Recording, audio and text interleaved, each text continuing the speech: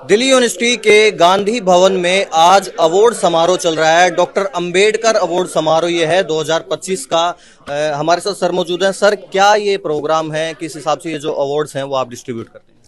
देखिए, बाबा साहब ने हमें ये कहा था कि शिक्षा वो शेरनी का दूध है, जो पिएगा वही दाढ़ेगा। तो आज हम शिक्षा के माध्यम से यहाँ तक पहुँचे हैं। अगर बाबा साहब ना होते तो हम विश्वविद्यालयों में कभी नहीं आ पाते।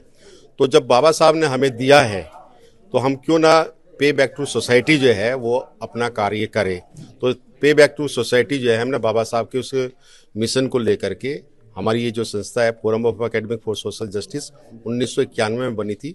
तब से लेकर के जो हमारे बहुजन महानायक है उन्हीं के पद चिन्हों पर चल करके ये कार्य कर रही है।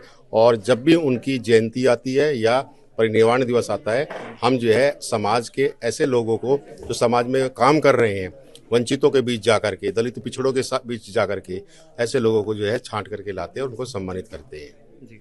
आज यहाँ जो ये आयोजन था, इसमें आपने पत्रकारों को भी सम्मानित किया है, उसके पीछे का क्या औचित्य है?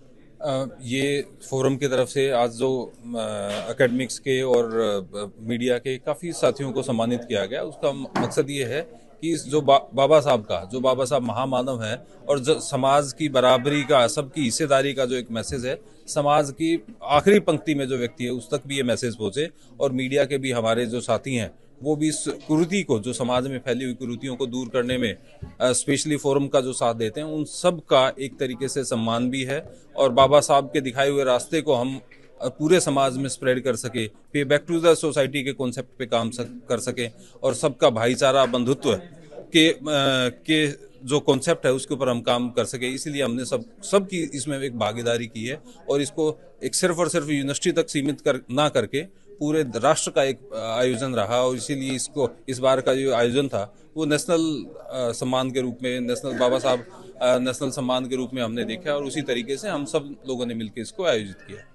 इसके पीछे जो आपने, जो इसका मकसद क्या रहेगा, या जो आप लोगों ने जिनको सम्मानित किया है उससे उन लोगों को वो एनकरेजमेंट मिल पाएगा? हाँ, देखिए, बाबा साहब का एक जो नया रूप है, नया क्या कहेंगे, सबसे पुराना रूप है। 1920 में उन्होंने मूक नायक समाचार पत्र आरंभ किया था, 31 जनवरी 1920 को। और मूक नायक, उसके बाद प्रबुद्ध भारत, हितकारिणी सभा के माध्यम से जनता, तमाम तरह के समाचार पत्र निकाले। तो उनका एक पत्रकारिता का रूप कि बाबा साहब जो है ऐसे पत्रकार भी थे जिन्होंने जो है समाज को जगाया, उनमें चेतना पैदा की, जागरूकता पैदा की। तो हमने पत्रकारों को इसीलिए वो सम्मानित किया है कि बाबा साहब डॉक्टर अंबेडकर जो है कानून मंत्री या संविधान के निर्माता ही नहीं, विधिवेता ही नहीं, सामाजिक न्याय के पुरोधा ही नहीं, बल्कि एक सफल पत्रकार भी थे।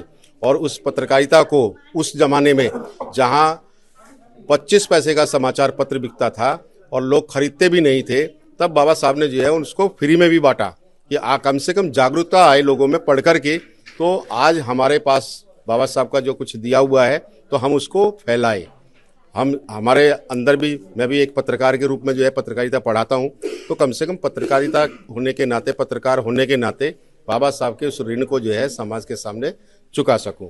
इसलिए जो है हमने कुछ पत्रकारों को भी सम्मानित किया है। जी, बहुत बहुत धन्यवाद। ये हमारे साथ प्रोफेसर हंसराज सुमन थे, जिन्होंने आज यहाँ गांधी भवन में ये प्रोग्राम आयोजित किया और यहाँ पत्रकारों और जो प्रोफेसर थे उनको सम्मानित किया। ऐसी खबरों के लिए आप हमारे साथ बने रहिए। मैं विकास जुलाना, आप देख रहे हैं पंजाब केसरी.com।